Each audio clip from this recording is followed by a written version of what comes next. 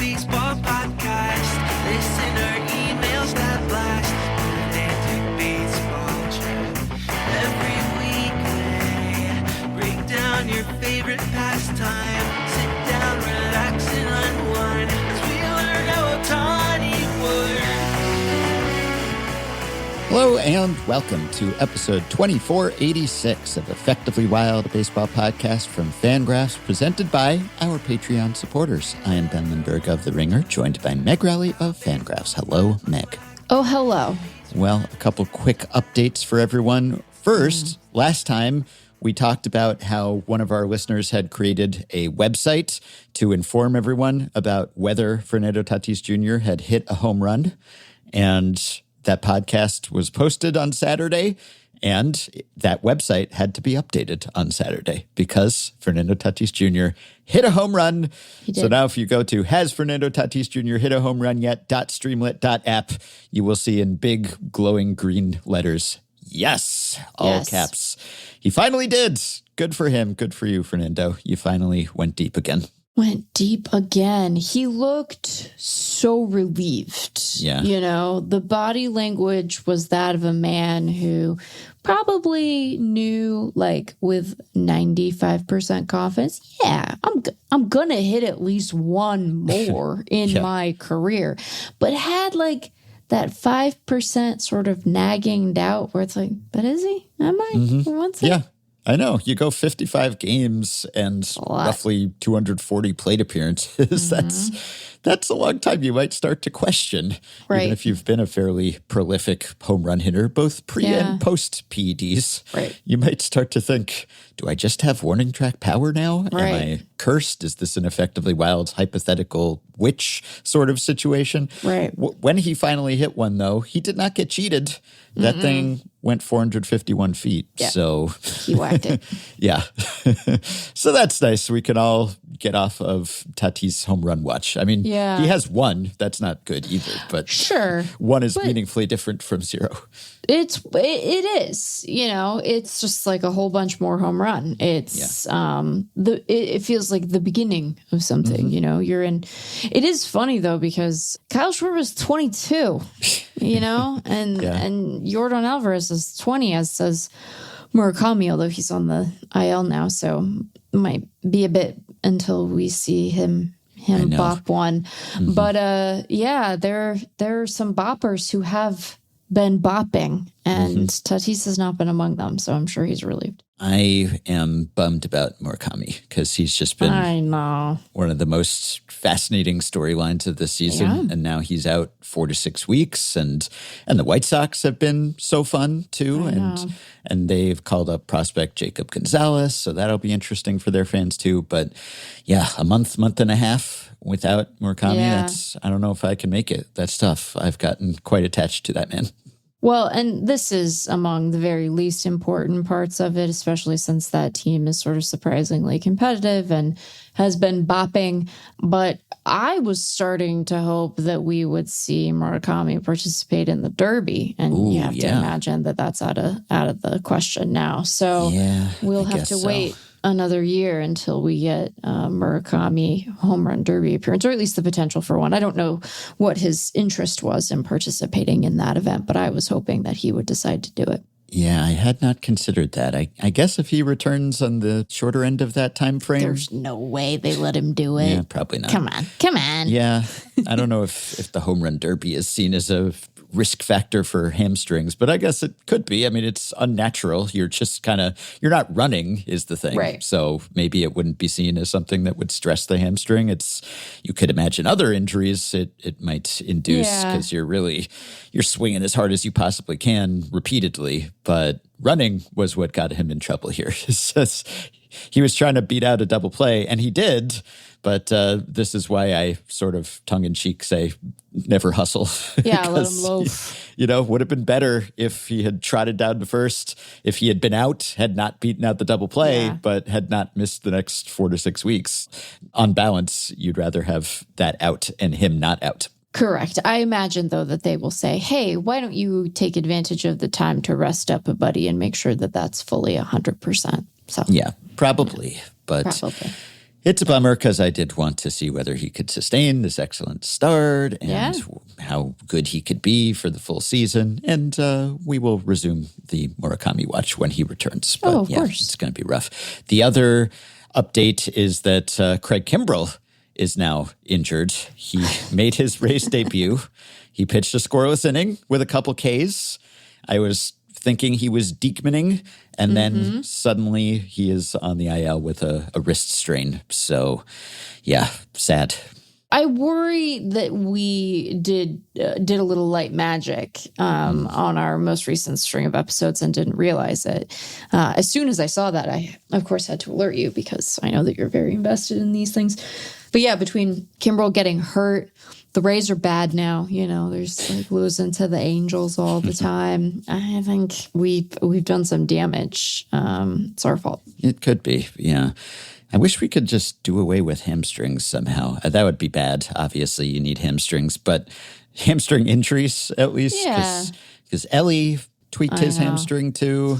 And I guess Yuri Perez's stretching-related injury turned out not to be his hamstring. He thought it was, but it was a gracilis, a muscle I was not familiar with. A gracilis?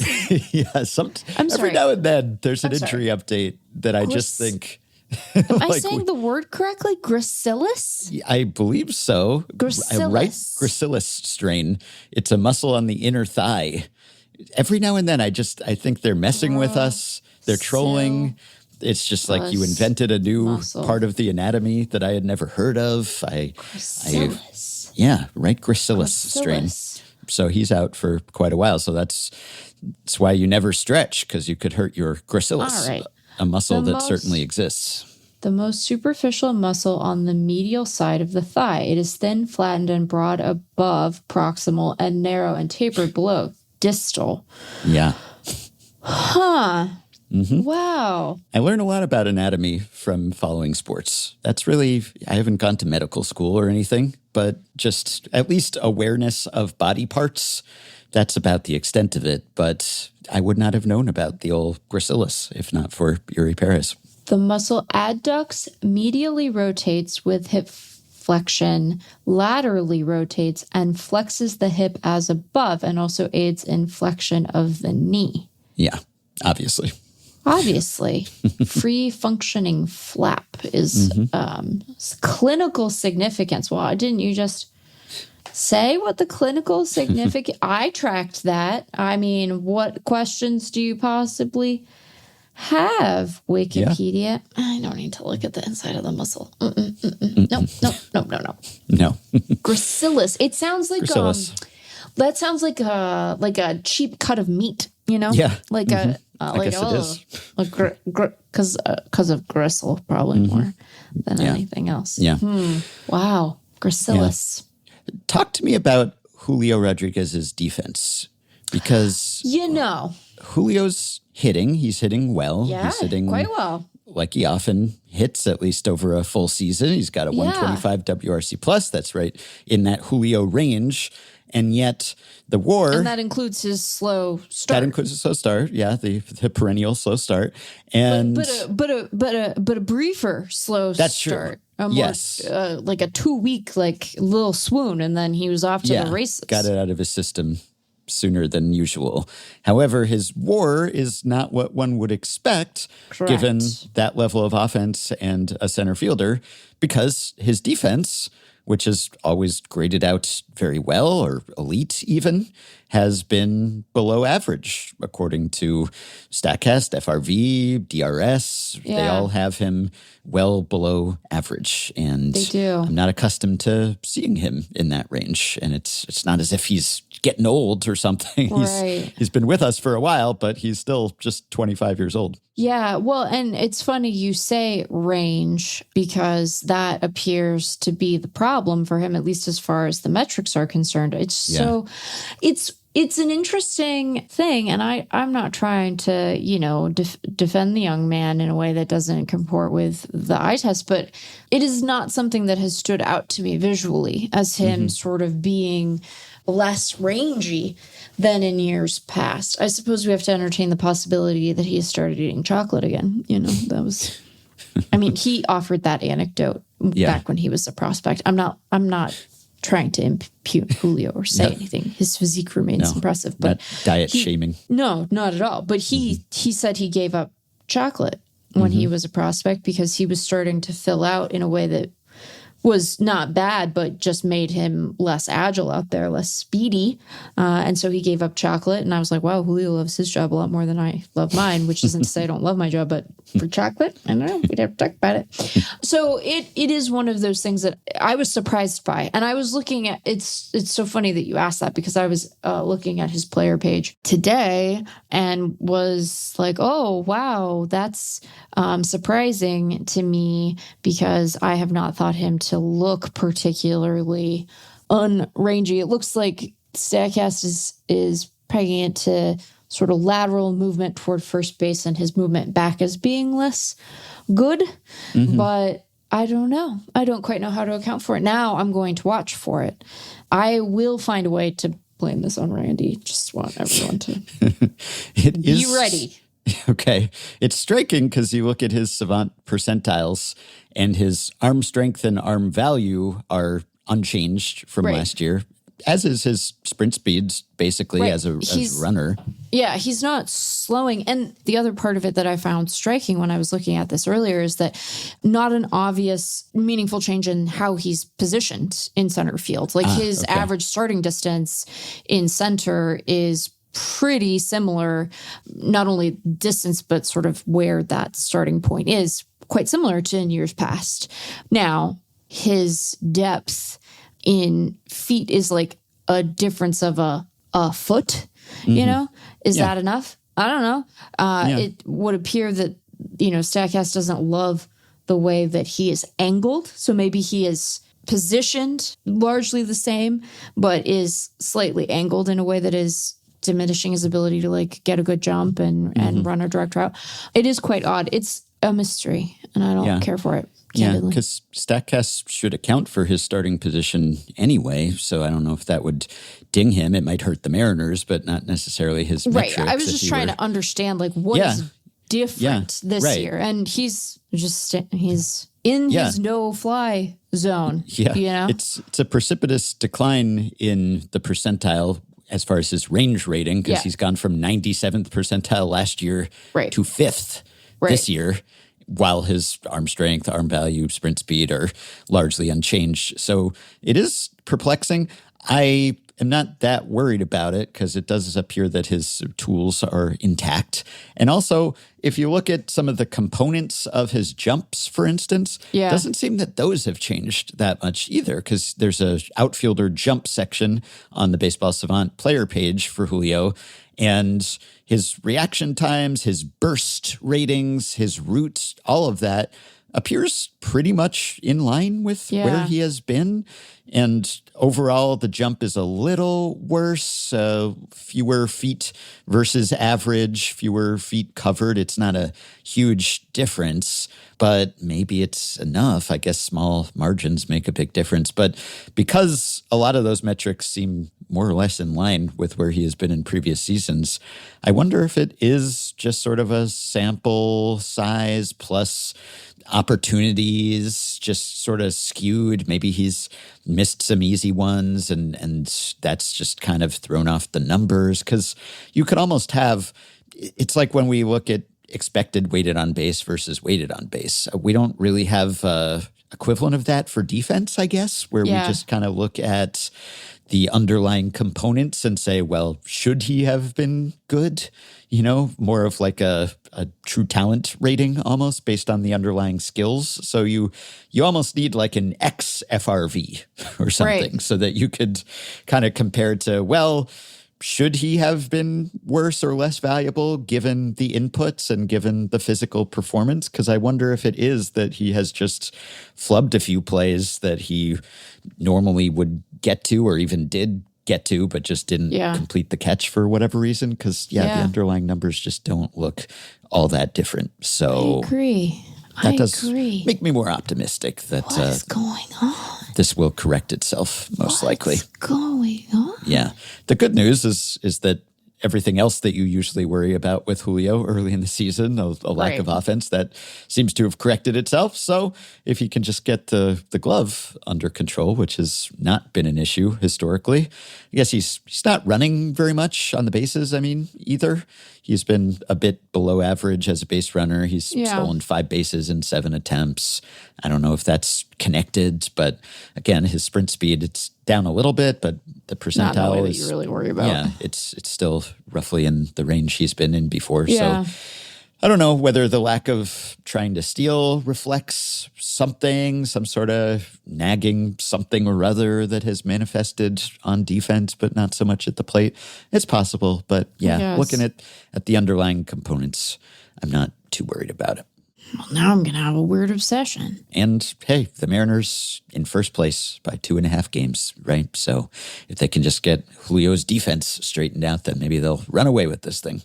Maybe run away. He is as fast as ever. I suppose it's sort of possible, but it's good if you care about them winning, which I ostensibly do.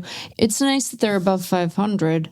I would like it. It's a weird thing because you want there to be surprises in a season, right? If our preseason projections are spot on, well, that feels smart, I guess, but it's a little bit boring. But you want pleasant surprises more than I think you want glaring disappointments. We talked about this a bit on our last episode. Like, I would much rather our surprises come in the form of like, wow, the Rays, look at that. How does that make any sense? As opposed to like, my God, what's happening with the Mets? Although they're no longer in last place in the NL East, so maybe we reverse jinx them. Could be.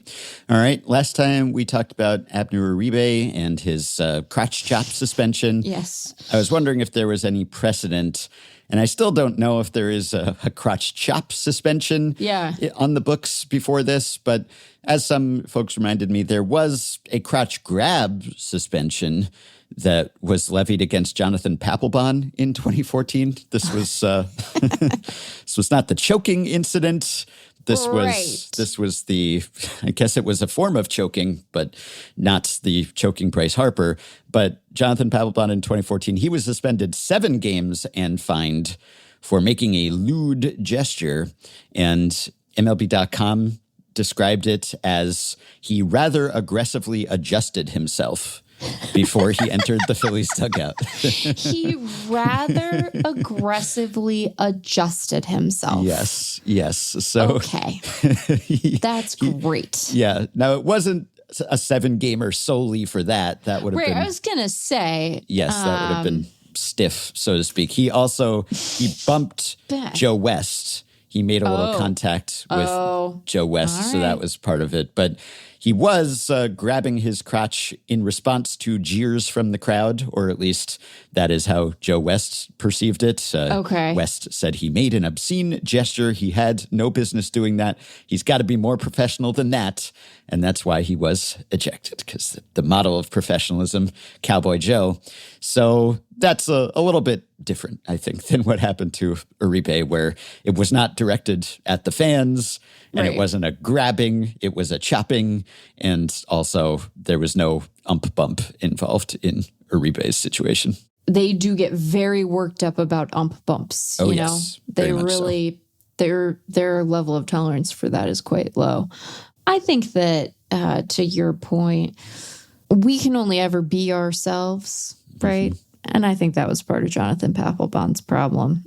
There was pre-existing Papelboning that had gone on here. There was a pattern of behavior. Yes. You know? So once that happens. Papel pattern. Papel pattern. Bond. Yeah. Papel pattern bond. Papel pattern. Papel. We'll work on that. I will work on it. Okay. Speaking of ejections, we had a few this weekend because of a National Anthem standoff. Oh. Yeah. I thought you were going to talk about college baseball for a second. I was going to fall right over. Yeah, that would have been quite a surprise. But no, it was on Saturday. 3 players were ejected from the Rays-Angels game. And actually, they were ejected before the Rays-Angels game. Oh, good grief. Because it was a National Anthem standoff. And it was Angels reliever Brent Suter and Rays pitcher Steven Wilson and Manuel Rodriguez. Okay. And they really committed to the bit, and they were out there. And they were out there even when Rays starter Drew Rasmussen was warming up. And they were accompanied by Rays mascots Raymond and DJ Kitty, who were not ejected from the game because I guess hijinks part of their job description. So I feel like I'm having a stroke. it seems like a double standard to eject the players but not the mascots. But then I guess it's an appropriate double standard. I love that your problem with this is that they didn't bounce DJ Kitty. You're offended on behalf of, equally applied justice. Yeah. I don't understand the anthem stare down phenomena. I don't get that at all. It has never made sense to me. What are you trying to prove? It is absurd. It doesn't make sense, understand. Which I think is why I like it. Although it's the typical baseball player thing where I think it was a funny bit and that they have just run it into the ground because they just do it over and over again. But it's still... Yeah, it's still sort of funny, though, because it's so strange. It's just, why are we doing this? I always wonder about how they coordinate it when because it's players from different teams, opposing teams. And so is it that they know each other or they were teammates before or something? Or is there a text chain? Are they is it just spontaneous? They see each other and there's a glint in each other's eye and they just catch each other's gaze and they say, oh, we're facing off, we're staring down. Or do they pre-plan it? I assume there's some level of coordination here. And in this case, there was no cost to this really because the pitchers were all probably unavailable for that game anyway, because the Rays guys are rehabbing. They're on the IL anyway. Okay. So they've been sidelined. They weren't going to pitch. So were they ejected because they were on the field? That was the issue? Yeah. And Suter probably wasn't going to pitch because he threw 25 pitches in an inning and 2/3 on Friday night. So they were probably all just out. And so they decided to do this. What's the downside?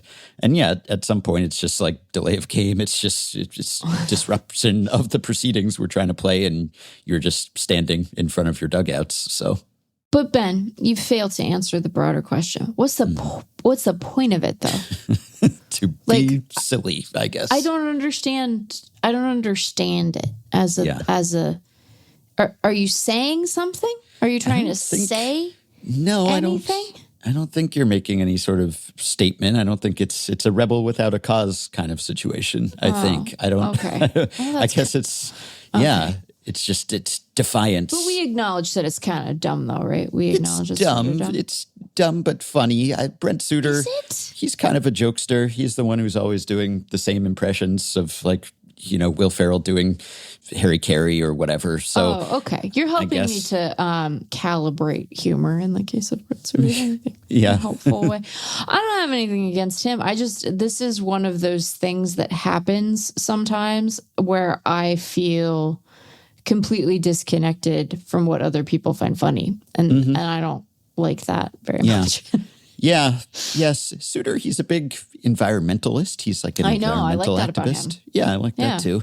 Yeah. But so this, I don't know. It's just one of those weird baseball traditions. And so I value it on that level. I guess it's just, we have the normal routine and what would happen if suddenly a few players were just conscientious objectors to the beginning of the baseball game and everything's off kilter. And it's sort of like, what if the mundane proceedings, what if we just didn't do that? It's like Bartleby the Scrivener or something, but in a baseball context. It's just, what if you withdrew from the normal niceties and you just said, nope, I'm going to stand here in defiance of the game beginning. Right. Yeah. Yeah.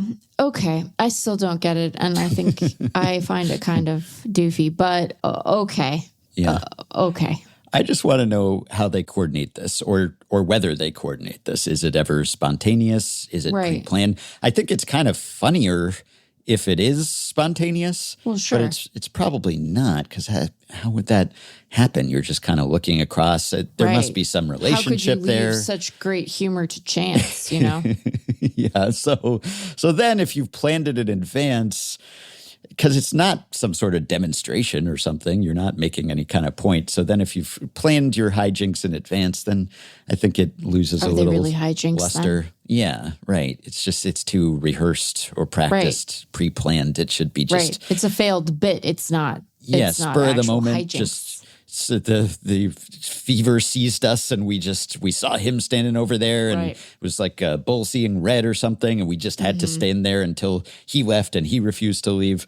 That would be funnier to me, maybe. But, it's a baseball bit. All the baseball pranks have been done before, and they're passed down through the ages. Right. And there's something nice about that, but there's also something extremely unoriginal and uninventive about that. Yeah. I'm going to have to think about it. I mean, I won't, because it's not funny, and that's in keeping. But that's in keeping with baseball players, Yeah, like a lot of the time, they're not very funny.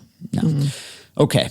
So I don't know if you noticed this, but did you perhaps happen to see who was the most valuable Dodgers pitcher in May? It was not Shohei Ohtani. Was it Justin Robleski? It was not actually. You thought I was going because Justin Robleski. I thought you were going to get horny about spreadsheets, and I was going to have to be a bit of a... Yeah, Justin Robleski outed himself as a spreadies guy. Yes. But, Brebbia was there first. Yeah, then all the stat nerds on Baseball Blue Sky were like, oh my God. I know. It is. It's funny because... Are we going to kiss? Because it's 2026, right? Like, the baseball players are very stat savvy. They're not necessarily all opening up Excel after their start to enter a bunch of stuff about how they pitch, like Justin Robleski is, or like John Brebbia was when he was rehabbing. But they're all... I get why we reacted like this when it was Brian Bannister in 2010 or whatever it was, when he's talking about FIP and stuff. And then it was, wow, a player is actually looking at this stuff that we're looking at. This is so exciting and flattering. Whereas now they're all kind of doing that. So it's not new and novel anymore. Even if they're not looking at a spreadsheet or creating their own spreadsheet, they're looking at someone else's spreadsheet. So yeah, maybe we're acting too thirsty or flattered or something. Act like we've been there before. I'm just saying that, don't be such a cheapskate, That's all I'm saying. I also, and then I will allow you to continue with your quizzing of various Dodgers pitcher. I also will just say, we should display a skepticism toward, let's be less charmed by guys, I'm not saying Justin Robleski's a bad guy or anything like that. I don't know anything about the young man, but we can all take a minute. I feel like I'm being a real bummer by saying they're not funny and that we shouldn't be so charmed by it. But it is just such a predictable little reaction. It's like, it is. Oh my God, Justin, stop flirting with us. Yeah. Robleski, he's quite effective. Yeah, he's good. Yeah. And he was the second most valuable Dodgers pitcher in May, but he was not the first. And it was not the obvious candidates. It was not Ohtani. It was not Yamamoto. It was Roki Sasaki. No way. It was. Roki Sasaki led the Dodgers in FanGraphs WAR in May. And he wasn't the Miz. He wasn't Christopher Sanchez, but he was pretty effective. He started 5 games, 28 and a third innings with a 3.18 ERA and a 3.32 FIP. And maybe this says more about the Dodgers pitching staff lately, that this was the best. He was the 33rd most valuable pitcher in baseball, but he was the best on the Dodgers. And he had his best start stateside. He strung together multiple effective starts. It seems like I'm damning with faint praise, or this is a backhand compliment or something, but he was pretty good. He was pretty effective, especially for someone who was sort of penciled in as the 5th starter. Right. So that's an encouraging sign for the Dodgers, because if they could get Roki right, even if he's not elite or ace-like, even if he were just a good serviceable starter, that would be a big improvement. If he and he got the command, the control under control. He walked 1.9 per 9, Roki, in 5 starts. while still striking out about a batter per inning and sitting 97 or so. It's pretty encouraging. Yeah, I think it's just a useful reminder that, and, I'm not saying that he will sustain this forever, and I want to be careful to not overcorrect in the pro Roki direction, not that I'm anti, but just because he happens to be a Dodger. But I do think that it's useful to remember that these things can take a slightly non-linear course, and that adjustment can happen over time in a way that feels like a guy is behind, and then you look up one day and you're like, oh, he's actually been very effective for a while now. We will always, I imagine, judge his performance relative to the pre-posting expectation of him, which was that he was going to be this like transcendent talent, sort of a continuation of the line that they really started with Yamamoto when he came over. But, it can take a minute. It can take a beat to get kind of acclimated to something. And you can also, and this is sort of in keeping with some recent conversations we've had about like, how do we think about young players? Like, you can be a useful and productive, even maybe integral piece, and not quite be like as good as Yamamoto. So I think just letting it kind of breathe for him is probably the order of the day, and see where it goes next after, hitters have had time to adjust to his adjustment. But if the Dodgers do get him straightened out and then get Snell and Glasnow back at some point, and they could certainly use Ohtani and Yoshi. The help, yeah. It's you'll be shocked to learn, formidable group when healthy. Yeah, I know. Yeah, everyone's like, finally, the Dodgers will have their fully effective rotation. That's what everyone has been rooting for all this time. Well, we're talking about rotations. We might as well talk about Carmen Mlodzinski. So I don't know if you have followed the Pirates rotation drama, but late last week, Jared Jones returned. Yes. So that's exciting. He didn't have a very good first start off the IL. He had several effective starts on his rehab assignment, but a bit of a rude reintroduction to the majors. Yeah. But someone had to go, because even though, as I always say, you can never have enough pitching, the Pirates did, at least briefly, have enough starting pitching. And maybe too much. They had an excess of starting pitching. And so someone had to go. And that someone, the odd man out, was Carmen Mlodzinski, which is rough for him because he's been quite effective, actually. Right. And he's been the fourth most valuable pitcher on the Pirates this year. And I guess has basically also been their fourth starter. So that tracks. And Skeens and Ashcraft have been fantastic. And Mitch Keller's been good. And then Mlodzinski. Now, Bubba Chandler has not been very good. He is not. Individual starts that were pretty impressive, but on the whole, he hasn't been great.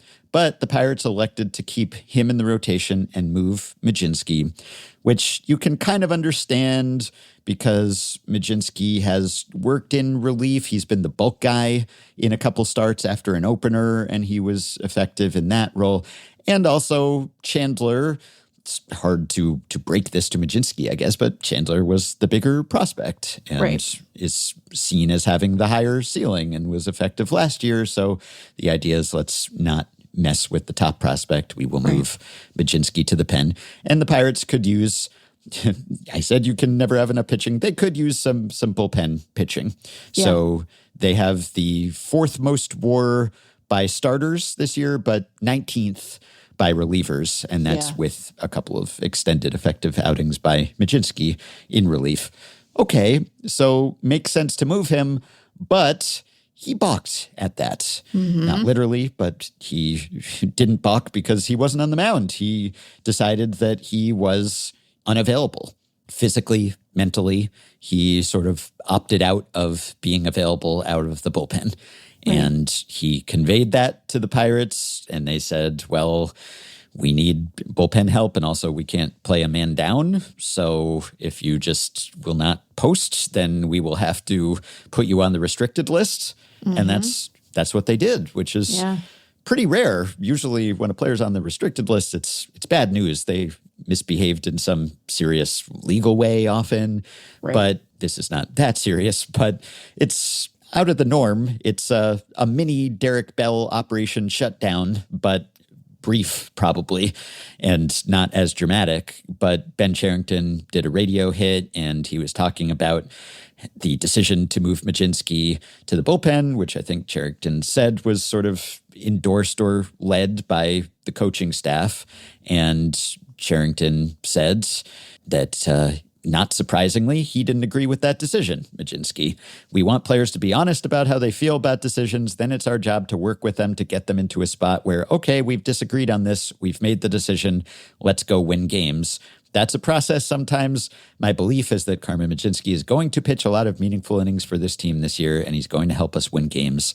I'm looking forward to that. He's a very tough-minded, strong-willed guy. That's part of what makes him successful, etc. So they're trying to downplay it, and Don Kelly's talking about how he's a competitor and he's going to be out there and he's going to help the team win and all of that. So they don't want to blow this up into something more than it is. And I imagine Mlodzinski will soon accept his fate and his lot in life and will pitch out of the bullpen, and it won't really spiral from here. But it's pretty rare that we see this happen. Sometimes we see a player grouse about something, but fairly rare that they just said, no, I'm not doing it, even for a day, if that's how long it was.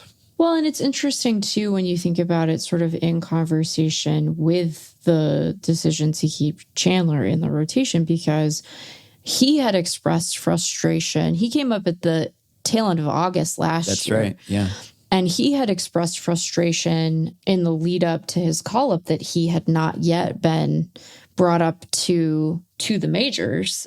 And, you know, it was an interesting thing because, like, he was clearly very talented and was a top prospect and what have you, but had been, you know, he was a 60 for us entering the season because he had just like barely held on to his rookie eligibility from an active roster days perspective last year.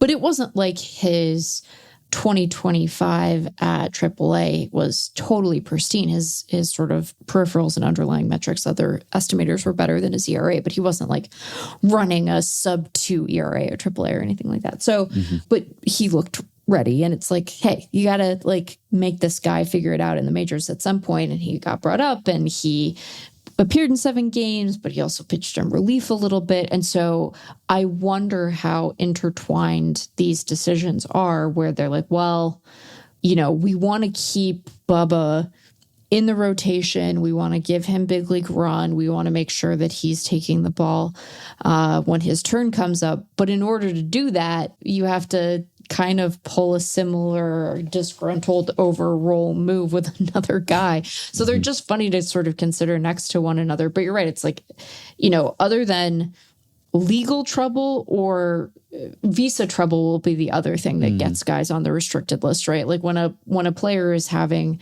immigration related issues, you know, this happens around spring training every year where it's like getting the visa stuff sorted takes a little longer than was anticipated. Like sometimes a guy will go on the list for that reason, where it's like he hasn't done anything wrong. There's just this hang up and he's not available to report when he's supposed to. But yeah, like the in-season restricted list without a, you know, police report doesn't happen very often. It's interesting because doing that, you know, I'm sure that this stuff would have gotten out anyway, but once you make that move, there's no hope that you're keeping any of this drama in-house because you have to account for the restricted list placement, right? Like people are going to say, why is he on the restricted list? Did he do something? You don't want to leave the impression that he, you know, stole a car or whatever, you know? So I don't know the right way to deal with that, but I do think that it is a good reminder that like these are guys with, I'm going to sound patronizing when I say it this way, and I don't mean to, like hopes and dreams. Like they want to get big league run. They want to be a big league starter. They want to be the dude. Having pitchers assume roles that aren't kind of in keeping with their own expectations of their career doesn't mean that it's necessarily the wrong decision, but it can have personnel consequences. When we talk about why we can't fully gauge the value of a manager, it's stuff like this, you know, which like, I don't know if it's going super great, but you know, it's stuff like this where it's like, you need to be able to keep in balance the egos of a bunch of like very driven, very talented, incredibly confident young men. Good luck. You know, it's kind of amazing that there aren't more problems like this. Not because I think, you know, baseball players are like uniquely hot-headed or anything like that, although I'm sure some of them are. But it's just it seems like a ready mix for that kind of a, you know. Yeah. And it's got to be tough when you're Mlodzinski and you're off to a strong start. And he pitched well last year, too. He's pitched well his whole career, really. And he's been largely in the bullpen. He's been sort of a swingman in previous seasons. And so he's probably feeling, hey, I established myself as a starter. I showed that I could do this. And look at Bubba here with a near 5 ERA and FIP. And they're telling me that the Pirates are better with me getting demoted. And I'm sure they're pitching it, and not unreasonably, as, hey, we have a bigger need in relief right now. We need a long man. You can fill that hole for us. And that's true. But it's still seen historically as a demotion, and it's something that could affect your earnings in the future. And so, hard for him. Consequences. Yeah, and it's not like he's some aged veteran or something. He's 27 years old, and he's only in his 4th big league year. So even though Chandler's in his 2nd year and is 23, he's probably thinking, well, I'm not past my sell-by date or anything. Maybe I can establish myself as a starter. And so that's tough when you're like, we know you've been better with this guy, but we think that long-term, this guy will be better. We kind of care about him more. We look at his long-term outlook more favorably than we do at yours. That's a tough message to send. So I do understand, but this has been going on since the beginning of baseball and the beginning of sports. And sometimes you do have to just sort of not like it, but lump it. You just have to kind of accept it and figure that at some point a spot will open up again. Or I'll be on another team or whatever it is, or you just have to resign yourself to it and hopefully embrace the role and say, I'll just excel in this role and I'll help the team and maybe I'll work my way back to starting or whatever it is, because, you know, it doesn't reflect well on you to balk at it to such a degree that you're just kind of checked out for a game, even if it is just one game. And from what I've read, it's not like he's a bad guy or anything. It's just that, like it, no. Yeah. And I was reading at MLB.com, the description of him was, he's very much a unique dude, as people have learned. Deadhead, sort of a hippie, spends his off seasons in Hawaii or other remote places, grew up without technology and loves getting away from it. I guess he's getting away from it now while he's on the restricted list. Convicted in how he wants to do things. Now, I've ranted on the bonus pods about how I don't like describing frustration. Convicted. Ugh, stop. But yeah, this is an example of how he is, I guess, convinced he is set in his ways that this is the way he wants to do things or not do things. But he sounds like the heir to another Pirates player and effectively Wild legend, John Jaso, who was known for his quote, "Such is this game and such is life," and of course appeared on the podcast and had that sort of attitude to him. But it is interesting. He's kind of like this laid back guy, but also hyper competitive. I guess that's not a unique mix of traits for a professional athlete. But anyway, I'm sure they'll get it straightened out and they'll all get on the same page, or at least he will not be so vocal or demonstrative about his displeasure, because you'd prefer for this sort of thing to be handled in-house and behind closed doors. Yeah, I think what I would say to him if he were like a person in my life I were offering advice to is, I can sympathize with why you feel put upon in this moment. And it may, I don't think it's unreasonable to view it as sort of an unfair situation, even if there's a rationale that isn't, you know, like malevolent or anything on the part of the Pirates. Having said that, like, you should approach situations like this strategically. And the best way for you to get back into a rotation is to pitch well and demonstrate that you can. If you're in long relief and, you know, show that you have a starter's repertoire, well, the next time there's an injury in the Pittsburgh rotation, you're going to slot into that spot. And this isn't exactly a team that's been shy about trading guys in the past. So even if you're not showcasing yourself for them, showcase yourself for the rest of the league so that you might draw some trade interest if you're worried about it. And again, like this stuff can take time. Like Seattle is dealing with sort of a similar situation where they are trying to figure out, how to deploy Luis Castillo in a way that makes him maximally effective and sort of protects him from the third time through the order effects, which have been pretty intense for him this season, that gives Bryce Miller a slightly lighter workload. But all of that stuff is being forced by the fact that like Emerson Hancock has been good this year, right? Mm-hmm. And so if I were a friend of Carmen's, I would be like, be like Emerson Hancock. Emerson Hancock was kind of an also ran from a prospect perspective, was supposed to be good, got hurt, hasn't been able to sort of elevate himself. And all of a sudden this year, got put in the rotation because Bryce Miller was on the IL.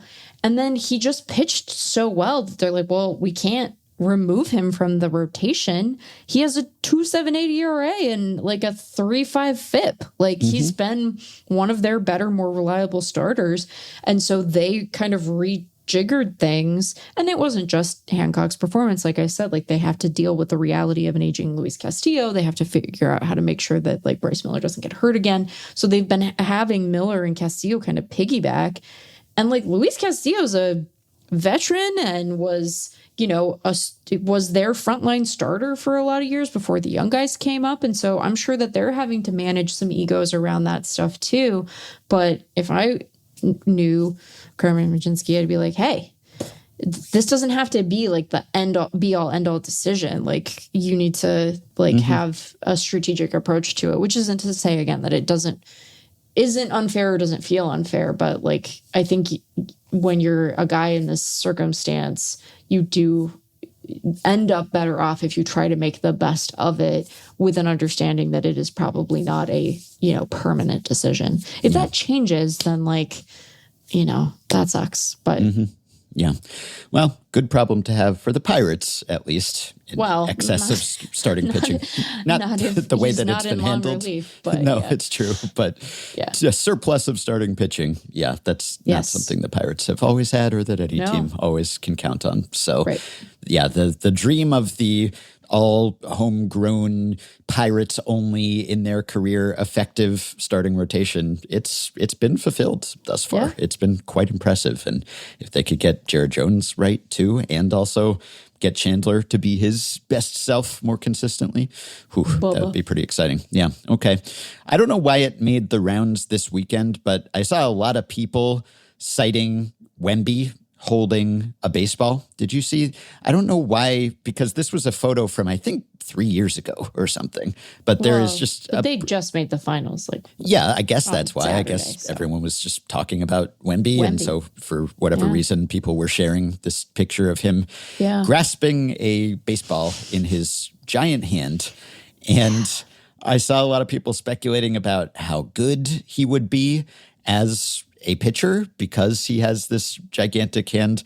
I will link to the photo and send it to you as well. But it's just ridiculous. It's just like... all you can do is laugh at it. I mean, it's really just, what else do you do but laugh at it? It's just a tiny little baseball grasp. It's like his fingernails are like as big as the baseball when you put them together. It's just, it's like a giant spider or something is grasping the ball. It's like Shelob. I don't know. It's just like it's hard for me to imagine this because I wonder whether it's at the point where this would actually be an impediment to his success, because I saw a lot of people saying, imagine how much spin he would get on this thing, because sometimes having long fingers is cited as an advantage. And people will say that about Pedro Martinez, not a big guy, but long fingers, or Satchel Paige or Mariano Rivera. And the idea is that you can just impart more spin because you've just got this grip. You can really just get some torque on that thing. And in his case, I guess it's like the ultimate example of that, but it might be overkill. It might be too much. Like it might be to the point where he wouldn't get any grip on this thing, because how would he even get the pads of his fingers on the ball, it's just like it's so buried in his palm. Yeah. I mean, who could teach him how to grip the ball? You know, like you're right to say that it's hardly unprecedented for there to be big league pitchers who have big old mitts, you know, and could offer some insight there. But like, it would just be so fascinating to see how it moves off of his... God, the extension that guy would get. I know. That's what I was thinking too. He would release the Crazy. ball so close to the plate. God. Yeah. Like he's such an alien. He's And just this- like a freak of a guy. This photo is from, I think, 2023 originally, from June of that. It's been a full 3 years. He has grown in that time too. I don't know how much his fingers have grown, but he's gotten taller. So He's taller? yeah, there's been a whole thing about how tall actually is Wemby and just having to like remeasure him because he's Oh my grown. God. Like he's listed at 7'4" maybe, but that has increased, and also maybe he's taller than he's actually listed at because it's like he's just so big. He's unmeasurable. Yeah, he's just so tall. He's not Who can get up there? unmeasurable. We have 2-story buildings. He's not unmeasurable, but he is enormous. I love that I have missed this bit of NBA related discourse. My main concern was that the Spurs bounce OKC RIP Sonics, but I didn't know that he was thought to be taller, thought to have grown. Yeah. There was an article at The Athletic last October why Victor Wembanyama's true height may be the NBA's biggest mystery. Well, okay, that's a very funny thing to say because it's like, well, it doesn't have to be a mystery. It'll just go, can't he just be measured? Well, he had been listed, his official height had been 7'3" at some point, and then they upped that to 7'4", and then the Spurs website briefly listed him at 7'5" before going back to 7'4", which they boy. said was just a clerical error. And at some point, it's immaterial. Does it even matter? He's huge. He's great. Like, it's 7'4", 7'5". I don't know that it matters all that much. At this point, you don't really want him to get bigger because the only concern about him is his health, really. He can already just basically stand there and put the ball through the rim. So you just kind of don't want added strain on his joints and everything. But I do wonder how I do wonder how his body would hold up to the repeated stress of pitching. And, you know, like my mental sort of catalog of incredibly tall basketball players is admittedly shallower. It does not encompass the entire population because even, you know, as I get my RIP Sonics joke in, I was never like such a huge NBA fan that I was like watching every game or anything like that. But like Wemby is appreciably less fragile looking than like Bull. He was just such a spindly little guy, 7'7". His listed height was 7'7". Manute Bul's, and so like he looked very fragile at points because he was like, your legs are not supposed to be that long. I mean, not supposed to be that long, but it's just like arresting to see human legs that long. It's like when those guys go to Turkey and get their legs lengthened. I'm like, you didn't watch Gattaca. You should. He didn't like it. That was ouchy for him. Anyway, Wemby has more to him than some of the other like very famous spindly tall guys, you know. And there have been a lot of tall men in the NBA, to be clear. I'm talking out of my ass a little bit here. Can you tell? I just don't know. There's been a lot of tall men in the NBA. You say? Is that? It's just breaking news. Tall, but there's like tall, and then there's tall. Yeah, right. You know what I mean? He makes tall men look tiny, and he makes other men as tall, or maybe around as tall as he is, look skinny. Like poor Bull is more filled out than his dad was. Yeah, anyway, Wemby's bulked up a bit, but he's bulked up a bit. Yeah. It's just certain aspects of him you'd think, wow, what an amazing pitcher he would make. But then, well, we do have one pitch that he threw a first pitch on a visit to Yankee Stadium 3 years ago. That's right. This is maybe when he held that ball. This was, right. I think, shortly before he was drafted. So he was 19. It wasn't good, right? It was not good. No, I just sent it to you and I'll link. The mechanics were horrendous, as you might expect for a non-baseball player. Now, if he had trained as a baseball player, the way that he is trained as a basketball player. The look on his face, like, he's just hey, like, man, this isn't whatever. This isn't my project. This is not my sport. Yeah.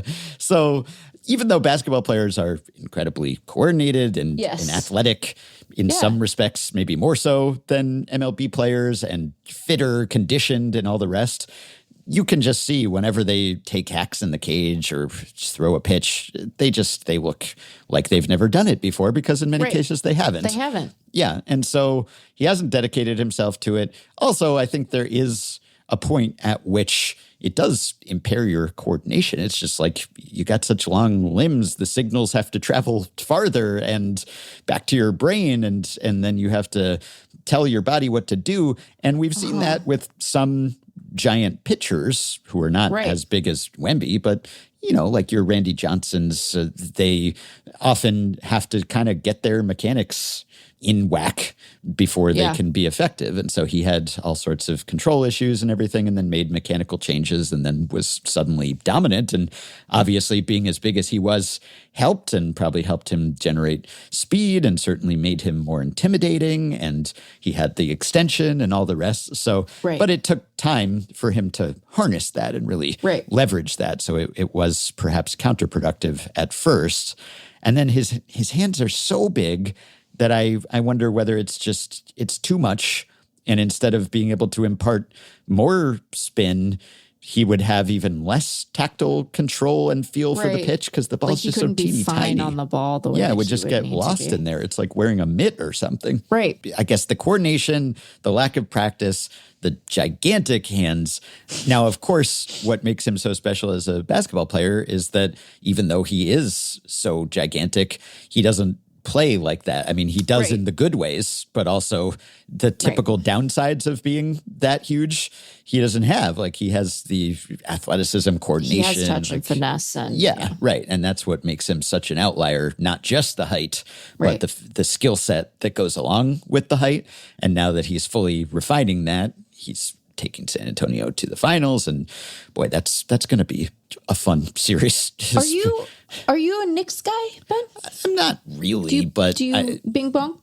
I mean, I think New York is just going to be so into this series that it will just be fun to follow. So yeah, I don't have a deep emotional connection to the Knicks. Sure. But yeah, it's going to be fun to follow and root for, and just all the storylines and everything. Yeah. It was a fun Spurs Thunder series, and just all the discourse about flopping and all that went into that, and Wemby just having amazing games and everything.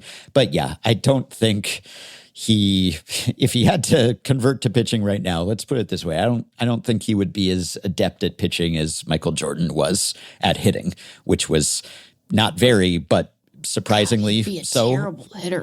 Yeah, but as everyone points out, it was pretty impressive for him to not have played I since. think Wemby would be a terrible hitter. Oh, yes. Think how long Definitely. that swing would be. Yeah, I think pitching would be the thing that he should gravitate to, but I think he's picked the right career. I'd love it if he got in the box and they were like, hey, try to be short to the ball. And he's like, I haven't been short to anything in my entire life. Yeah, make your strike zone smaller if you can. Crouch over, bend double or something. Just yeah, it would be a sight to see, certainly. Yeah. But yeah, all you have to see to be disabused of the notion that, wow, Wemby would be an amazing pitcher is to look at this ceremonial first pitch he threw. Now, his work ethic, his desire to be great, if he had applied that to baseball pitching, then maybe he could have been great. Maybe he has the raw materials, but there are also some things that could have held him back there. But yeah, it is wonderful just to see pictures of him in any other context, because in basketball, he already looks like an outlier, but he's so surrounded by giants that you don't get the full effect that you do when you see him in a civilian setting or on a baseball mound or something. And then you'd think, whoa, wow. Anyway, Wemby. Okay. Wemby. And now I have a couple Brewers topics to take us home here. And one will just be a fact and another will be a mystery that I hope that people can help me solve. So we got an email from Ted O, Patreon supporter, who said, so I was looking at stats leaders, as one does. The current Major League wins leader, pitcher wins, that is Aaron Ashby of the Brewers, a reliever. He is 9-0 in 26 appearances over 36 innings. If he can make it to 20 wins, would he be the first pitcher who is primarily a reliever to do so? I certainly hope he does. Yeah, he's on pace to go 26-0 this season, which would be pretty impressive. And I think the relief record, the true reliever wins record, it's Roy Face, the late Roy Face for the Pirates in 1959, and he won 18 games. And that was really something. To do it in this day and age, though, I think would be particularly impressive. We just lost Roy Face at age 97 this past February. I was sorry to see him go. But yeah, in 1959, he was 18-1. But back then, now he pitched 57 games, which is something you might see today, but he threw 93 1/3 innings, so you probably wouldn't see that, certainly with a guy who's in 57 games. I think we should see that. I think there's room for that. Maybe Carmen Mlodzinski I was just going to say. Yeah, the new Roy Face for the Pirates. Just follow in his footsteps and have multi-inning outings and rack up wins. You could get more pitcher wins out of the bullpen maybe than you did starting these days, Carmen. It's possible, but it is pretty wild that Aaron Ashby has gone 9-0. He is leading the majors in pitcher wins. Yeah. He is ahead of Chris Sale and Davis Martin and Gavin Williams. And he's done it now, 26 games, 36 innings. And he's been quite effective, obviously. 2 ERA, 2.19 FIP, good strikeout rate, all the rest. But this is quite improbable. There's just lots of in the right place at the right time and vulture wins and whatever. He did start one game, I guess, probably as an opener, but to get 9 wins. That is really something. And Carmen Mlodzinski, I think the Pirates have won 8 of his 11 starts or games. He has led to wins in most of his outings for the Pirates, but he's no Aaron Ashby when it comes to the pristine win-loss record. I love it. That's pretty impressive. This is why I still kind of enjoy that we have wins and losses and that they're measured the same way, because we've entertained questions about, well, should they change how you define a win? And guys aren't going as deep into games, so maybe they should lower the threshold. You shouldn't have to go 5, or maybe if you just throw the most innings in the game or something. And I get that, but I think, A, it doesn't matter that much because no one really pays attention to pitcher wins anymore unless it's some fun statistical quirk or curiosity like Aaron Ashby.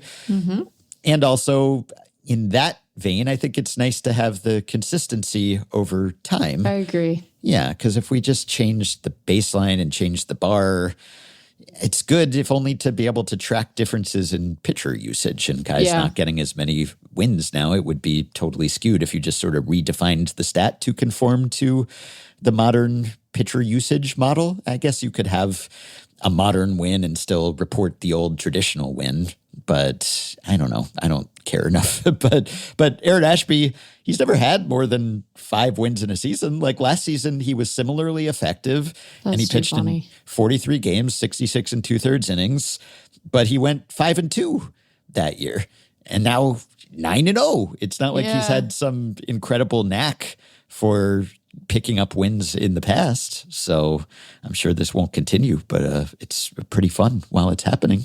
It's a funny thing. I think as long as you don't make too much of it, that it doesn't tell you nothing. And the year-over-year comparison is interesting and kind of fun, if only to highlight the limitations of the stat, right?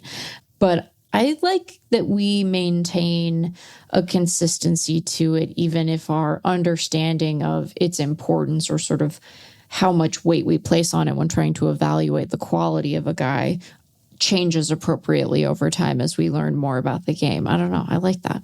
Yeah, me too. Yeah. He's pitched or entered in every inning from the 5th through the 10th.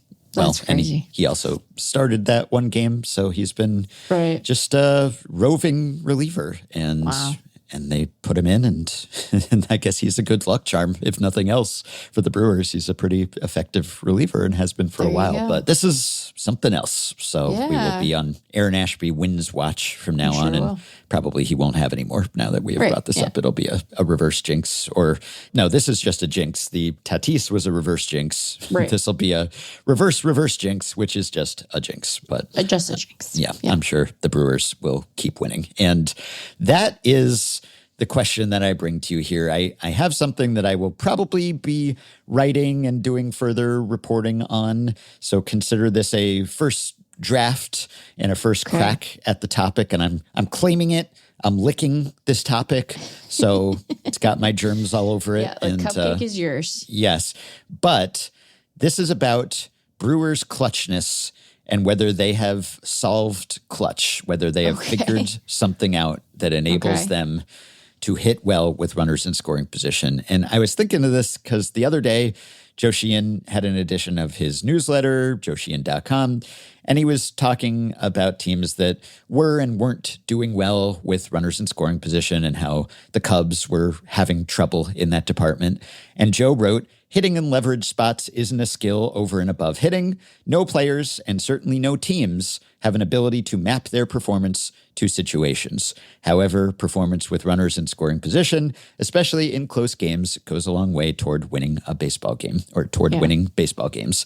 And then mentioned the Brewers, Padres, and A's, all surprising us to one degree or another, are 2, 3, 4 when it comes to overachieving with runners in scoring position. The Red Sox, Giants, and Royals, all disappointments, are at the other end of the scale. So this has been sabermetric orthodoxy for a long time, and it's typically true. I don't disagree with Joe's larger takeaway here.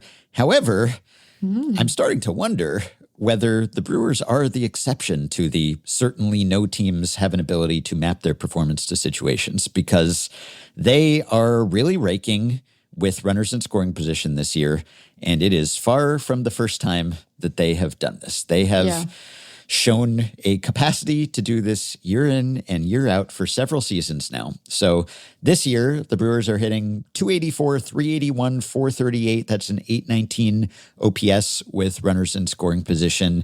And they have the highest TOPS plus in that situation of any team. So that's just looking at their OPS in that situation versus their OPS overall. And they've been 38% better with runners in scoring position. So that's a 138 TOPS plus, and that is leading the majors. And then you have the Diamondbacks next, and the Twins, and the Padres, and the Phillies, et cetera. Okay. If this were just 1 year, it would be noteworthy. It would help explain why the Brewers are once again doing so well and surpassing expectations and projections and scoring more than you might expect given their overall offensive abilities, because they're not a great hitting team. They're 19th in WRC plus. They have a 97 WRC plus, and yet they have punched above their weight. They're 268 runs scored. They're 11th in runs scored. So they have scored more runs than you would expect given their overall offensive inputs, because they have timed and sequenced their production well. And they keep doing this, because when I read that passage from Joe, I flashed back to an episode that you weren't on. I think you were in the mountains because it was the end of the year. And Hannah Kaiser was filling in. This was the very end of 2024. It was episode 2263. And we were doing the stories we missed for the National League. And we got a question about Brewers' runners in scoring position production. And Ryan Nelson did a little mini stat blast at the time and found that the Brewers had the best TOPS plus over a 3-year span of any team ever. And yeah, Hannah was captivated by this, and she was thinking, oh, someone has to write about this. The Brewers have figured out clutch. This must be a real thing. And I was similarly intrigued, but I thought, okay, well, 3 years, maybe even that's not sufficient. Well, now they're doing it again. Yeah. Last year also, they were above average in that situation. And so I asked Ryan to run these numbers again. And the Brewers now have the highest TOPS plus ever over a 3-year span, over a 5-year span, and over a 7-year span. Wow. Yeah. So this is unparalleled. No other team has ever hit this well with runners in scoring position relative to their overall production over such a long time. So it was the 22 to 24 Brewers are on top of the 3-year spans. And also other Brewer spans during this time are toward the top of the list. And then the 5-year spans, it's 2020 to 2024. The Brewers are on top with a TOPS plus of 120.9 over those 5 seasons. Over the 3-season span, it's 122.3. And now over the 7-season span, 2020 to 2026, it's 119.8. And that's the highest by quite a lot. Yeah. The Brooklyn from 1916 to 1922, they're the number 2 team in TOPS plus over a 7-season span, and they were at 116.2. So a 3.6 point TOPS plus gap between the Brewers and the number 2 team, which might not sound like that much, but it actually is a lot when it comes to this. Yeah. Yeah, because the difference between the Brewers at number 1 and those Brooklyn teams at number 2, even though it's only a few points, it's like the difference between the 2nd place team and the 65th place team or something. You know, it's a big gap as these things go. So they've been doing this for a really long time. And what Joe said is typically true, that there's no consistency here. Ryan looked at the year-to-year correlation of runners in scoring position TOPS plus and found that there isn't one. It's a correlation of 0.04. It's nothing, basically. It's negligible. Yeah. So if a team is good or bad at that in a given year, it doesn't really tell us anything in general about whether they'll be good at that the following year or whether they were good at that the previous year. And I've seen some other studies about this where they just divide a single season into 2. And even then, there's often no correlation between how a team hits with runners in scoring position in half of the year and how it hits in the second half of the year. And so Ryan and I were wondering, is this just a fluke? Is this statistically significant? How improbable is this? Is this just, well, you have enough teams and enough seasons, sooner or later somebody's bound to do this? So Ryan said, if you fit a normal distribution on the 7-year span data, the 2020 to 2026 Brewers are 4.2 standard deviations above the mean, which would imply something like a 1 in 50,000 chance that this is random and not an underlying trend of some sort. But he says normal distributions can get a bit unreliable or skewed in the tails. So I found a metric called the Gumbel distribution. It's Gumbel. Gumbel. The Gumbel distribution, not Bryant Gumbel, not Greg Gumbel. I don't think it's named after them. Yeah. But the Gumbel distribution, which I was not familiar with, and I guess Ryan wasn't either maybe, but seems like a useful tool here. So the Gumbel distribution, rather than answering how likely is it that the Brewers would have a 119.8 TOPS plus over that 7-season span, instead answers how likely is it that the best 7-year span of all time would be that extreme. Okay. And so he says if we run that metric, it tells us that there is a 0.78% chance that the most extreme streak would be this extreme if it were all truly random. So we can say with a very high degree of certainty that something they are doing is affecting their runners in scoring position TOPS plus, whether it be their personnel, their strategy, or something else. And people have written about their runners in scoring position success in individual seasons, but I don't know that anyone has really connected it over multiple seasons, even the way that I did back on that long ago episode. And I did ask, one thing Ryan noticed is that TOPS plus with runners in scoring position has increased a bit over time. Like the league hits a bit better relative to its overall production with runners in scoring position now than it used to for whatever reason. And so I asked, do we need to account for that? Is it just that the league hits better with runners in scoring position these days, so that makes the Brewers look more significant? And Ryan said he's basically like a TOPS plus. We're in multiple levels of adjustment here. And Ryan said that it doesn't make that much difference. So the overall average with runners in scoring position. The average TOPS plus back to 1910 is 106. Over the past 7 seasons, it's 108. So a couple points, but their 119.8 is still really significant, and their competitors aren't in that range. And if you apply the old Gumbel to this, the Gumbel distribution, famously, and account for just the last 7 years, then it's still 1.68%. So it's really it's not that much less unlikely, though there's sample size issues there. So, and I guess you have to account for the fact that this 7-season span does encompass 2020, which was a 60-game season, and this season, which is also roughly a 60-game season thus far. So that does decrease the sample. It's true. But they've been doing this long enough now that this appears to be repeatable for them. And I did ask Ryan about the longest stretches of consecutive seasons of being above average by any amount relative to the league average TOPS plus. And this is not the longest streak. The longest streak is 8 years. Okay. So it was Brooklyn from 1915 to 1922, the Yankees from 1958 to 1965, and the Phillies from 2008 to 2015. They all managed to be at least a hair above the league average TOPS plus with runners in scoring position. But in most cases, those were just small differences. Like they were a little bit better for a bunch of years in a row. Whereas the Brewers have been better a bunch of years in a row, and by a lot in some of those years. So they are out on an island. They are a team unto themselves in this category. Did you guys look and see if there's any change to the sort of shape of their production in those circumstances versus in a... Yes, I do have, If what you're trying to discern is, are they doing something, right? Like, do they have an approach in these circumstances that would account for their outsized production?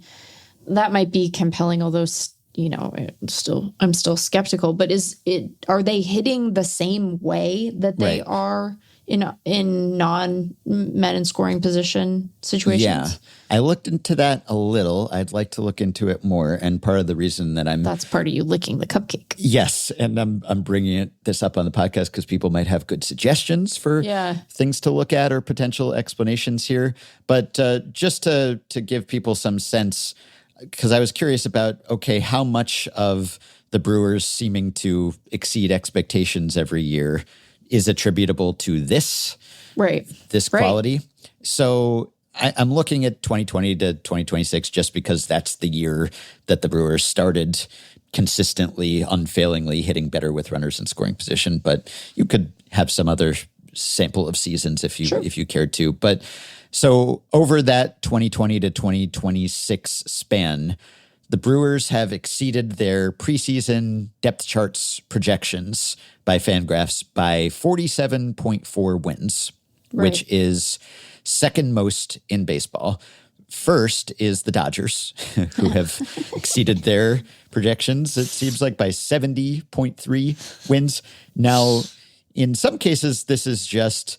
And Dan Szymborski wrote about this last week, too, because he wrote a post about how the Brewers keep making Zips look bad, keep beating the Zips projections. Yeah, it's his biggest miss consistently. And these depth charts, this is Zips plus Steamer plus playing time projections from the roster resource crew.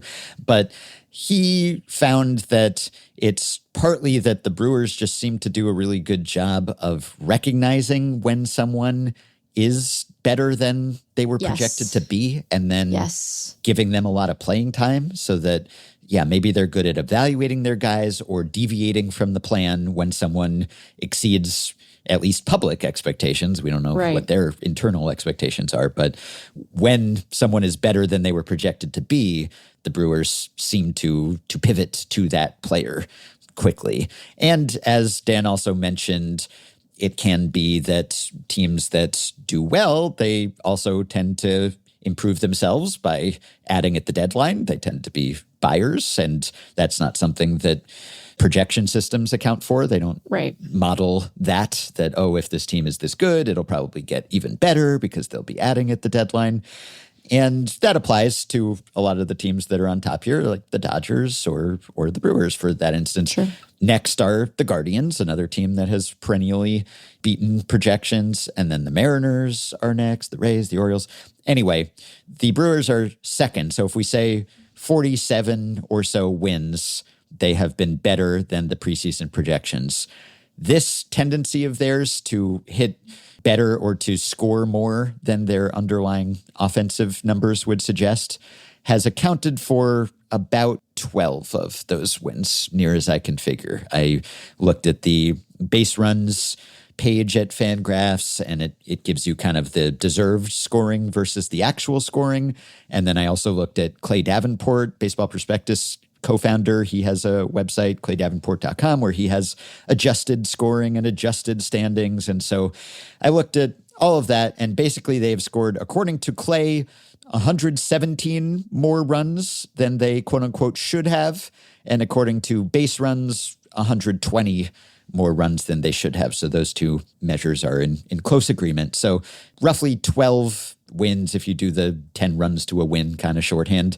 So they've exceeded expectations by about 47 wins. Roughly 12 of that comes from scoring more than they should have given their actual offensive stats. So not even the fact that some of their guys just turn out to be better than projected, which seems to be another knack that the Brewers maybe have too, is that they're good at player development and they can just, hey, give us Kyle Harrison, your prospect who has struggled. We will turn him into a good pitcher, that kind of thing. So it's not just one thing that they have done, obviously, to be good and to surpass expectations. But this is maybe, I don't know, a quarter of it, something like that, just seems to come from their clutchitude, the fact that they're just constantly hitting well in those big spots and only hitting well. They have not shown the same consistent knack for pitching well with runners in scoring position. So if they figured out clutch hitting, they haven't figured out clutch pitching or preventing clutch hitting. And I'll caveat, I'll stipulate that runners in scoring position,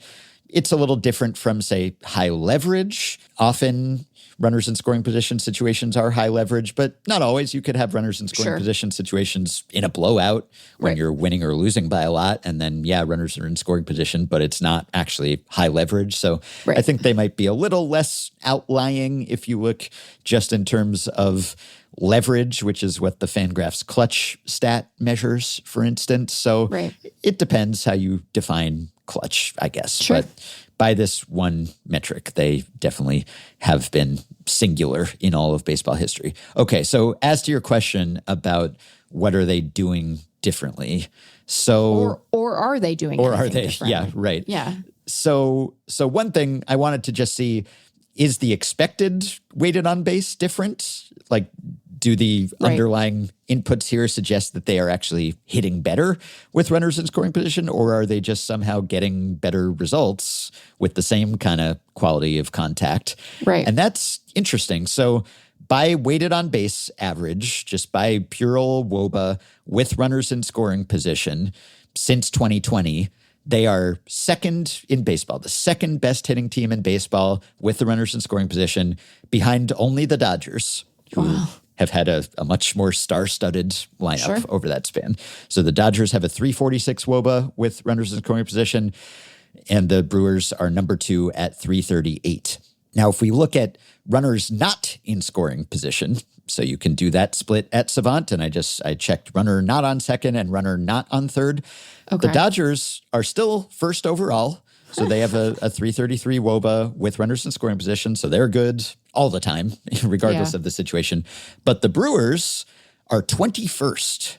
So they plummet all the way from second in baseball with runners in scoring position to 21st with no runners in scoring position. So they go all the way from a 338 WOBA to a 306 WOBA. They're sandwiched between the Rockies and the Angels in no non-runners in scoring position WOBA, whereas they're between the Dodgers and the Braves with runners in scoring position. So that's just another way of representing how clutch they have been. Yeah. However, when it comes to the expected weighted on base, this is pretty interesting. So with runners in scoring position, they are 8th in xWOBA. So that's 324. And with runners not in scoring position, they're 19th at 310. So that's a much smaller split than the weighted on base, the actual results when you go to the expected. So they're 32 points better with runners in scoring position than without runners in scoring position, looking at the actual results. But when you look at the expected results, the difference is only 14 points. So it's still something, but it's much less pronounced, which is interesting, which you might think, okay, they're just getting a little lucky then. It's not as if they're just crushing the ball. They're just getting results as if they're crushing the ball, maybe. So it's, a pretty big sample at this point too. Right. So it's hard to just say small sample, but that does suggest that whatever they're doing is not fully being captured by the quality of contact or just expected weighted on base. So that's one thing to factor in here. And then I did look at some other things. So a lot of it does seem to be a BABIP boost. Okay. They have a much higher BABIP with runners in scoring position. They have a 310 BABIP over this 7-season span, which is the best in baseball. And without runners in scoring position, same span, they are much worse. They're 21st with a 287 BABIP. So that accounts for a lot of the difference. It's a BABIP difference. And often we kind of default to, BABIP, luck, fluke. But that's not always the case when it's hitters in particular. Hitters, they can kind of dictate their BABIP. They're governing that much more than pitchers do, and that can be sensitive to a difference in approach or something. So I looked at some other things. I looked at whiff rate, for instance, and there doesn't appear to be any difference. They're not whiffing more or less. So I was wondering, are they just, shortening up or not swinging as hard or something? I haven't looked at swing speed stuff or swing metrics yet, and we don't even have them for this whole span. But the whiff rate is the same. I was wondering about maybe pull percentage. Are they just going the other way or something? Again, staying within themselves, not trying to do too much, not trying to swing for the fences. I don't know. With runners in scoring position, they're 14th in pull rate. And with runners not in scoring position, they're 28th in pull rate. So that's maybe something. The actual numbers aren't that different. It's 38.6 versus 37, but the league averages are a little different in that spot. So they do fall from 14th to 28th, which suggests that, maybe relative to the league, they're pulling the ball a little less and maybe they're just trying to not do too much, that kind of thing. But there's more that I could look into here, I'm sure. But there wasn't a super obvious smoking gun. So it does suggest that whatever it is not completely captured by WOBA x WOBA. Yeah. Which might mean that it's a fluke, it's luck, or might mean that there's just something that's not even being completely captured by that. But it's been going on long enough and has been pronounced enough that it does really make me start to think, even though my baseline, my prior is absolutely signal, not noise, and teams can't control this. The Brewers are really making me question that in their case at this point. It's just, I thought it was noteworthy when I first mentioned this in late 2024, and now it's going on, and it's even more demonstrated difference this year, just drastic. So I don't know. What do you think? Is this something? Have the Brewers cracked the clutch code?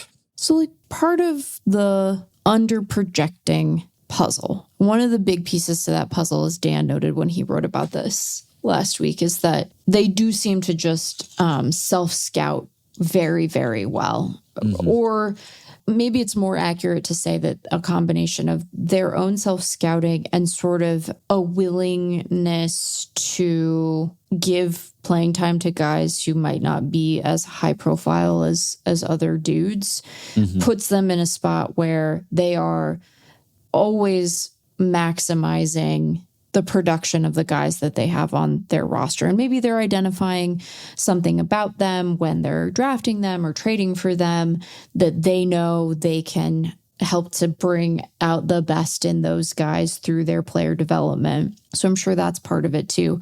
But I know that like when other Ben has looked at this in terms of our projections, not just as it pertains to Zips, but like what are we not really accounting for in our playoff odds, for instance, that might help to explain the success that they've had. Some of it is like the kinds of things that they tend to be good at, good base running. Yes. And here I'm going to say like situational hitting generally, which is sort of what you're trying to get at. Quality of depth, which speaks to Dan's partial explanation. Those are things that we tend to not be able to model particularly well or account for quite as well as maybe we should in the playoff odds and in the projections. So I wonder if the answer to your question sort of lies in that same direction, right? That they are good at things that tend to lead to run scoring in those circumstances. Now, the counter to that is you can score runs hitting homers famously. Yes. That's a good way to do it. And the power is kind of come and gone on that roster depending on its exact composition, which does change a good bit. But, maybe there's something to the approach. That was part of why I was curious, like, are they doing things? Are their hitters doing things differently in those circumstances that suggest they have identified, like, this is the approach to hitting that yields the best return in those moments or something like that? I'm skeptical of that because if it did, well, why wouldn't you just do that all the time? That's right? always the thing. Yeah. Right. That's always the thing. So I'm fascinated, but I agree with you that it's like, it's a persistent enough trend to at least invite the question and require some amount of explanation if what we're going to end up concluding is, it's just kind of a fluky thing. It's like, well, that's sure a sticky fluke, as it were, So I think it's a worthy question.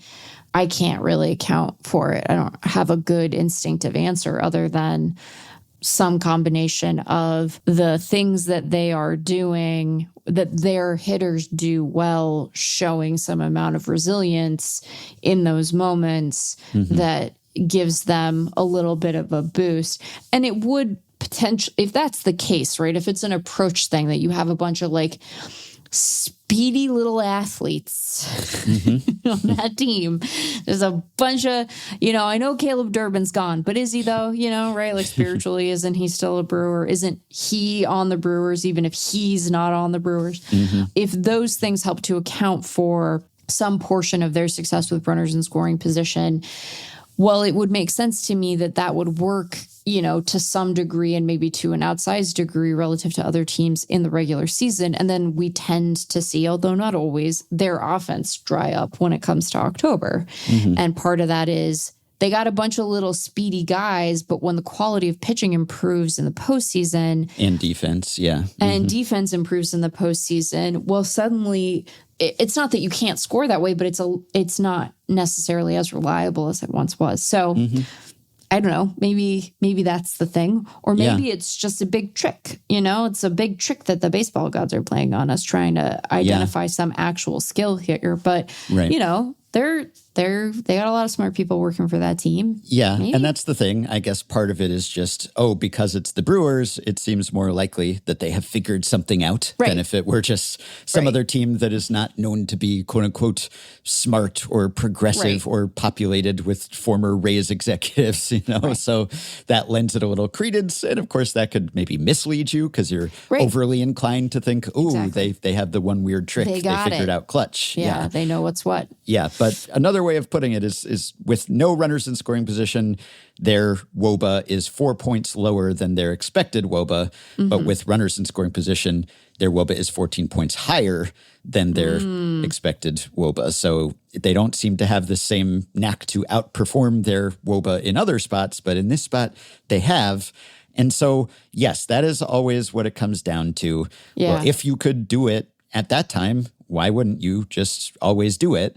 And I guess the only answers would be One, there's like something that you can only do sparingly.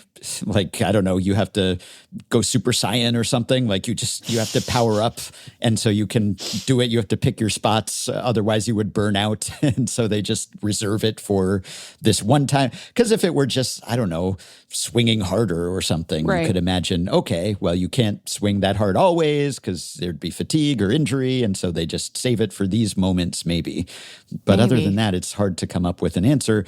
Or it's something unique about that situation and maybe about how your personnel conforms to that situation that the conditions are more conducive to you producing in that spot for whatever reason. And then you start to think, well, what would that even be? What would that look like? You could imagine, okay, it's like maybe with a runner on first, the first baseman's holding that runner on and there's a hole opened up or something. And you could be really good at just aiming for that hole in the infield or there's something, right? But like with runners in scoring position, with a runner on second or third, it's a whole jumble of spots. It's just as long as someone is at least on second, then I don't necessarily know, except for one thing, and that's sign stealing. Right?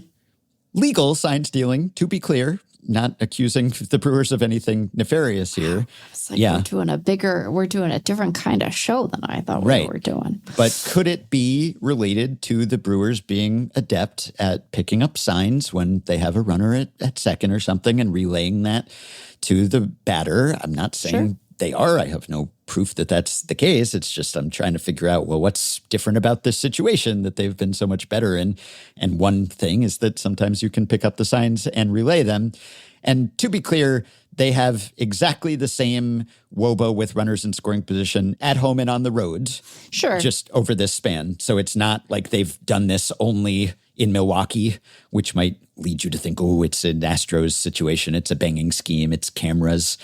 Whatever it is, they have excelled equally on the road as at home with runners in scoring position. And in fact, because typically there's a home field advantage, I think they have the best WOBA in baseball on the road with runners in scoring position over this span.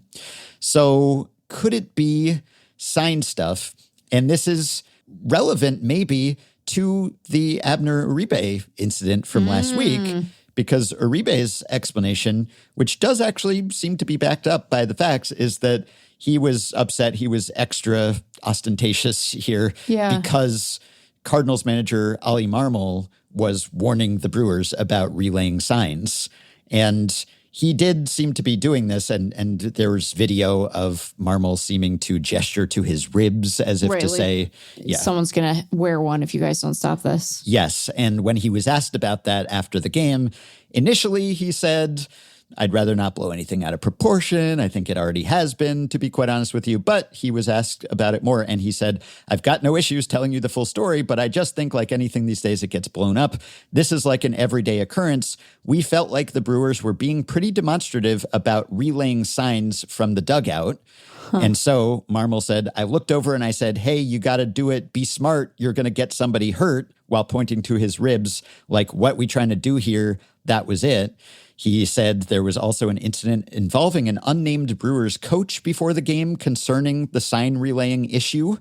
And that same coach and Marmol spoke after the game, according to Marmol, who said he hadn't talked to Pat Murphy. So Marmol said the issue is settled. Now, I think, frankly, it's still for Marmol to signal, I'm going to plunk you on purpose is not great. I think if anyone should be fined or suspended, it's him, maybe. I mean, maybe both, but him, if he's basically saying, knock it off or we're going to get you. That's a threat. I understand that sign stealing, since time immemorial, it's just been policed by the players. This kind of legal sign stealing, I get it, and the hit by pitches. That's part of how players enforce these norms and codes and unwritten rules and everything. But the fact that Marmol was worked up about that, and I don't know exactly how he thought that the signs were being relayed from the dugout. I don't know if he means like a runner relaying it to the dugout and then to the batter, or whether he was just saying, I guess he was suggesting that a coach or coaches were just picking this up and relaying it from the dugout. So I don't know if it even needs to be necessarily a runner standing on second and picking up the signals sort of thing. But, there's been a little smoke and suggestions around the Brewers and sign stealing, and people have wondered about specific instances. So it could be, I suppose, that they are very good at this.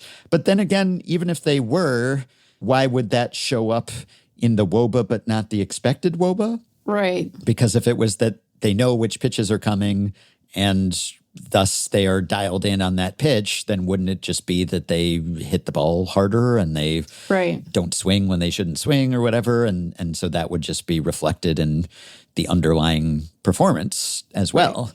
So I don't know how to square those things. But yeah, I'm just laying it all out there. I have submitted interview requests for various Brewers players and coaches, and we'll see if I'm able to talk to any of them.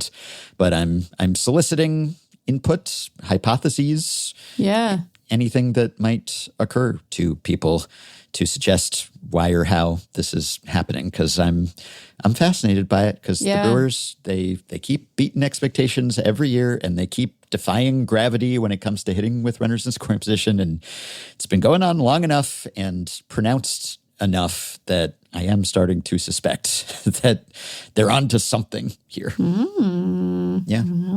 I guess we'll see. I guess we will see. So, yeah, please send me your analysis, send me your questions. And thank you also to Patreon supporter Ryan Top, who I think was the first back in 2024 to suggest this as a topic and prompted the initial stat blast about how the Brewers, because Ryan's a Brewers fan and had noticed that the Brewers consistently were hitting with runners in scoring position better than at other times. And that was what prompted me and Ryan to look into this initially and to follow up on it now. I also do not want to suggest any sort of rule-violating behavior here, but it would be very funny if there were some underlying scandal and it was a fan of the team that started the inquiry that exposed it. Like, oh no, I should never have asked that question. Yeah. I don't care how they're scoring. I'm just glad that they are. Yeah. There have been all sorts of scandals or suspected scandals. Man in white, just the, were the Blue Jays doing something at Rogers Center or just, and all this stuff is rarely actually substantiated, but obviously we know sign stealing, legal or otherwise, has been a constant since the beginning of baseball. So we're all just hyper vigilant about this in the post-banging scheme era anyway. Yeah.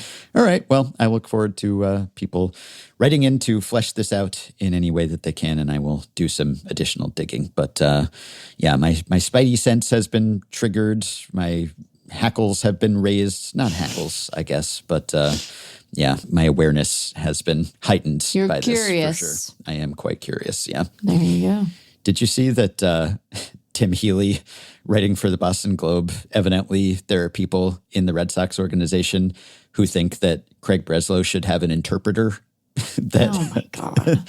Like a Obama anger interpreter, anger translator, sort of, but for Breslow. Kind of like, I guess, the Mariners have done with Jerry and Justin Hollander in recent years, maybe, where it's like, let's have someone else speak for us. But according to Tim, multiple officials within the organization believe that Breslow might benefit from having an interpreter of sorts. And over the past month, he's made a concerted effort to have more conversations with players and clubhouse-level personnel to tell them that he cares about them and winning, and he's there to support them. But evidently there are people who think that he's leaned way more into his Yale self than his player self, in the words of Healy, which that seems to be undoubtedly true. I mean, we've talked about this, the business speak and the gobbledygook and the word salad and the buzzwords that he deploys just habitually. And it's weird because he is a former player, and you'd think that if he wanted to, he could at least speak passable clubhouse. And he just hasn't, at least to the media. So maybe there are situations like the Mariners, perhaps, where when a executive keeps putting their foot in their mouth, that it might be better to have a different spokesperson for them. It's not ideal, because that's supposed to be part of the job. Yeah. But when they prove less than adept at that part of the job, then maybe you do have to find a different messenger who's less likely to be shot. I do think that, if I want to be sympathetic to the instinct, I do think that communicating both internally, which I think is honestly, to the extent that it is a failure, the bigger failure and the bigger problem for both Breslow and the Red Sox, right? Yeah. But, to the extent that being able to communicate with the media is part of the Pobo's job, which I think it is, I can imagine there being parts of that communication thread and obligation that you might excel at while you're sort of deficient in other ways. So maybe there are things that you look around and say, well, he's really good at talking about whatever, pitching development or whatever it is. But when we are having to get into some of the nitty-gritty of roster construction, we're mindful, at least for now, that there have been some issues in the past. And I think when we talked about Breslow and, some of the comments that he made subsequent to the Devers deal that didn't even really relate to the Devers deal, he's in this danger zone now where it's like people are, and we do this with Jerry, and I'm hardly immune to the instinct. So, I don't mean to throw stones or anything, but you get used to interpreting everything that the guy says through this sort of suspicious tech babble. This gets my hackles up. I don't like the way that this washes over me. And you can, I think, get in trouble and, everything when you're, a hammer, everything looks like a nail, right? So maybe pulling him back from some of the areas where it has caused issues in the past and letting him focus on sort of the particulars of the players themselves and how they're, shaping their repertoires or whatever. Maybe that's a solution. Oh my God, the Eagles finally traded A.J. Brown. Wow. All right. Well, the Pirates reinstated Carmen Mlodzinski from the restricted list on Monday. He did some damage control in an interview with MLB.com. I want to do what's best to help us win baseball games, he said. He did say, of course, I want to start and will always want that, but winning games takes precedence. So our short, local, not exactly nightmare is over. Update on a stat I relayed just last week on episode 2483. I noted that on May 23rd, the White Sox scored 9 runs on 5 hits, and all 5 of those hits came in the 4th inning, which was the second most runs in a game by a team that got all of its hits in 1 inning. It was a record in a 9+ inning game. They were the only team to score 9+ runs in a 9+ inning game in the modern era, with all of their runs and hits coming in the same inning. However, on September 11th, 2021, the Blue Jays had all 11 of their runs and hits in the 7th inning, but it was a 7-inning game, the second game of a doubleheader. Well, we can wipe all of that away because the Yankees, barely more than a week after the White Sox, said we can top that. And on Sunday, they scored 13 runs on 11 hits, and all of those hits came in the 3rd inning. All of the runs, too. So, new high score, most runs in a game by a team that got all of its hits in 1 inning. We did get a question from listener Kenny about whether the Yankees set another record, because in that 3rd inning, they had 12 plate appearances before an out was recorded. But that was not unprecedented. Per Sarah Langs and Elias Sports Bureau, the first 12 Yankees batters reaching safely was tied for the most consecutive batters to reach safely to start an inning before the first out in the expansion era, 61 on. The Red Sox did it May 7th, 2009 in the 6th inning. The Royals did it August 2nd, 1986 in the 7th inning. So there have been so many seasons, so many teams, so many games, so many innings that many improbable events have occurred previously. But that Sunday Yankees game was one of one in another respect. You can be one of, fortunately, more than one people who have decided to support this podcast on Patreon by going to patreon.com/effectivelywild and signing up to pledge some monthly or yearly amount to help keep the podcast going, help us stay ad-free, and get themselves access to some perks. And here are 5 listeners who have done so. Todd, Nicholas Lamp, or Lampa, or Lampy, Daniel Hardy, Joran Elias, and Teddy Wong. Thanks to all of you. Patreon perks include access to monthly bonus episodes. We just published one Sunday night. We riffed on a number of topics, which some of our supporters seem to enjoy. You also get a full 3rd regular episode of each week, plus exclusive live streams, membership in our Discord group, shout-outs at the end of episodes, potential podcast appearances, prioritized email answers, personalized messages, FanGraphs memberships, and more. Check out all the offerings at patreon.com/effectivelywild. If you are a Patreon supporter, you can message us through the Patreon site. If not, you can contact us via email. Send your questions, comments, intro and outro themes to podcast@fangraphs.com. You can rate, review, and subscribe to Effectively Wild on Apple Podcasts, Spotify, YouTube Music, and other podcast platforms. You can join our Facebook group at facebook.com/groups r/EffectivelyWild. You can find the Effectively Wild subreddit at r/EffectivelyWild, and you can check the show notes in the podcast post at FanGraphs or Patreon or the episode description in your podcast app for links to the stories and stats we cited today. Thanks to Shane McKeon for his editing and production assistance. We will be back with another episode soon. Talk to you a little later this week. Sky.